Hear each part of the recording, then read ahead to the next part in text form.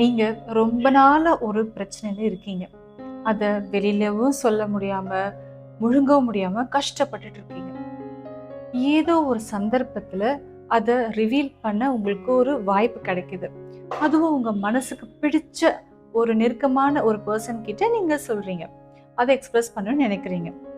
அதுக்கு அவங்க நீங்க ரிலாக்ஸ்டா ஃபீல் பண்ணும் அப்படின்ற ஒரே காரணத்துக்காக, இதெல்லாம் ஒரு ப்ராப்ளமா? அவங்கவங்க எவ்வளோ பெரிய பிரச்சனையோட சர்வைவ் பண்ணிட்டு இருக்காங்க.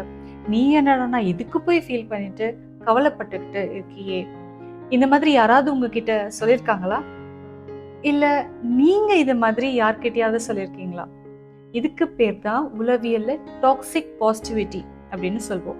இதை எப்படி நம்ம சரியா அட்ரஸ் பண்ணலான்னு இந்த காணொளியில நம்ம பார்க்கலாம். ஊக்கமூட்டும் உளவியல். வாங்க நிகழ்ச்சிக்குள்ள போகலாம். சேனலை சப்ஸ்கிரைப் பண்ணாதவங்க சப்ஸ்கிரைப் பண்ணிடுங்க. பெல் ஐகான் கிளிக் பண்ணிடுங்க.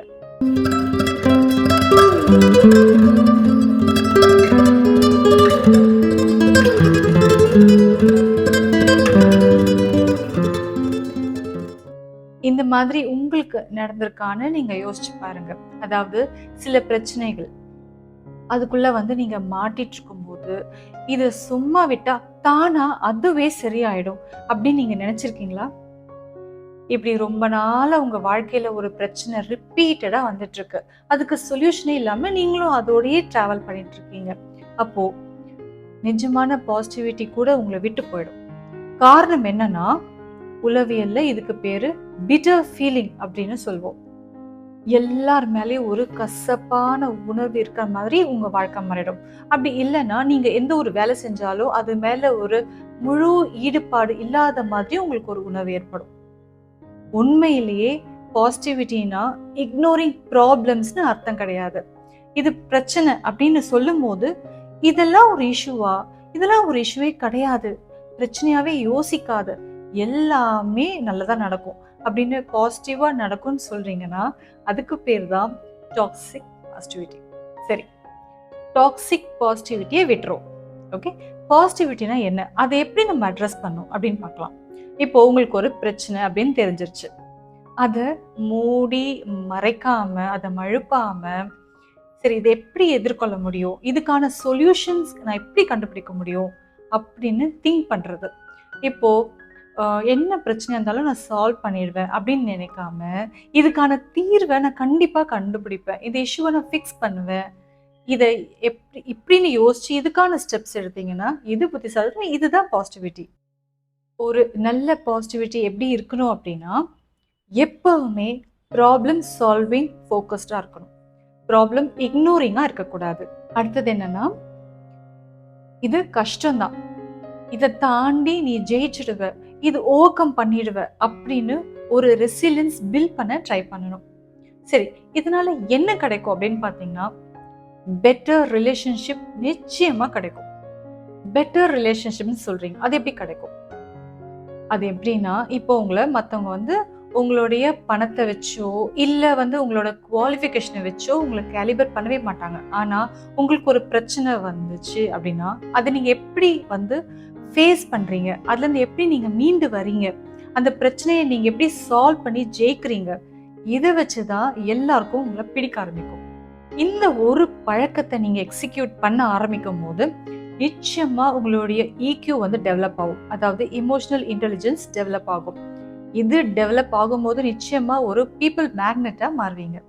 இதுவே டாக்ஸிக் பாசிட்டிவிட்டியில் என்ன நடக்கும் தெரியுங்களா?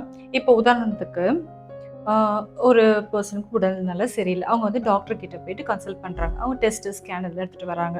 டாக்டர் என்ன சொல்றாங்கன்னா, இந்த மாதிரி டேப்லெட்ஸ் இவ்வளோ நாள் எடுக்கணும், இந்த மாதிரி லைஃப் ஸ்டைலை நீங்க சேஞ்ச் பண்ணிக்கணும், இந்த டயட்டை நீங்க ரெகுலரா ஃபாலோ பண்ணணும், இந்த மாதிரிலாம் அட்வைஸ் பண்றாங்க. அதுக்கு அந்த பர்சன் சேச்சா அதெல்லாம் அப்படிலாம் இருக்காது, நான் அந்த அப்பேரட்டஸ்ல ஏதாவது ஒரு எரர் இருக்கும் அப்படின்னு பிலீவ் பண்ணிட்டு இருந்தீங்கன்னா இதுக்கு பேர் தான் டாக்ஸிக் பாசிட்டிவிட்டி. இப்படி நெக்லெக்ட் பண்றது நம்மள நாமே ஏமாத்திக்கிற மாதிரி, இது நெக்லிஜென்ஸ். அடுத்த ரொம்ப முக்கியமான டாக்ஸிக் பாசிட்டிவிட்டிக்கான சைன் என்னன்னு நம்ம பார்க்கலாம்.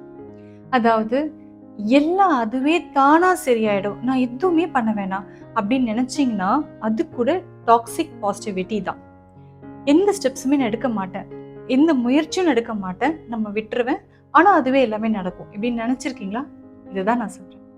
உனக்கும் கீழே உள்ளவர் கோடி, நினைத்து பார்த்து நிம்மதி நாடு.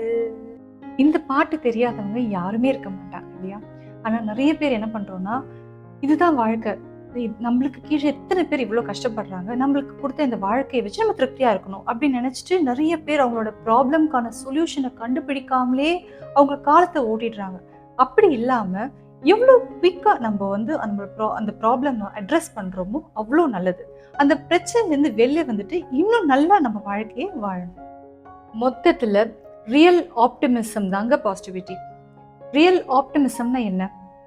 எந்த ஒரு பாசிட்டிவ் தாட்டுக்கு பிளான் இருக்கோ அதுக்கு நீங்க எஃபர்ட் போடுறீங்கன்னா, அதை நோக்கி நீங்க நகர்றீங்க அப்படின்னா அதுதான் பாசிட்டிவிட்டி. மிச்சம் எல்லாமே ஃபேக் இல்லைன்னா டாக்ஸிக் பாசிட்டிவிட்டி தான். இப்போ உங்களுக்கு பாசிட்டிவ் திங்கிங்க்கும் டாக்ஸிக் பாசிட்டிவிட்டிக்கும் ஒரு டிஃப்ரென்ஸ் தெரிஞ்சிருக்கும்னு நினைக்கிறேன். கண்டிப்பா இது உங்க வாழ்க்கையில உபயோகமா இருக்கும்னு நம்புறேன். இந்த வீடியோ உங்களுக்கு பிடிச்சிருந்தா லைக் பண்ணுங்க, சேனலை சப்ஸ்கிரைப் பண்ணுங்க. இந்த வீடியோ யாருக்கு யூஸ்ஃபுல்லா இருக்கும்னு நீங்க நினைக்கிறீங்களோ அவங்களுக்கு ஷேர் பண்ணுங்க. தேங்க்ஸ் ஃபார் வாட்சிங்.